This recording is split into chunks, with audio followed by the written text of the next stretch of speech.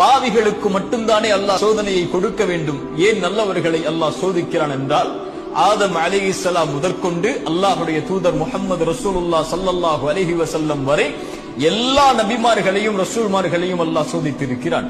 அல்லாஹ்வுடைய தூதர் சஃபாவுடைய மலையின் மேல் ஏறி அல்லாஹ்வுடைய தூதருடைய நபித்துவத்தை தொடங்கும் போதே எதிரிகள் சொன்னார்கள், தப்பன் லக யா முஹம்மத், முஹம்மதே உங்களுடைய கரம் அழியட்டும் என்று சோதனை ஆரம்பித்தது. தூதர் மரணிக்கக்கூடிய கடைசி தருவாய் சொன்னார்கள், உங்கள் இருவருக்கு கொடுக்கப்பட்ட நோயின் வேதனையை அல்லாஹ் எனக்கு கொடுத்திருக்கிறான் என்று.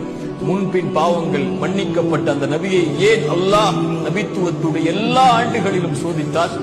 அல்லாஹ்வுடைய தூதர் ஸல்லல்லாஹு அலைஹி வஸல்லம் இந்த கேள்விகளுக்கெல்லாம் ஒரே ஹதீஸில் பதில் சொன்னார்கள். அல்லாஹ்வுடைய தூதர் ஸல்லல்லாஹு அலைஹி வஸல்லம் அவர்கள் சொன்னார்கள், இந்த பூமியிலேயே அதிகமாக சோதிக்கப்பட்டவர்கள் பாவிகள் என்று சொல்லவில்லை, நபிமார்கள் தான்.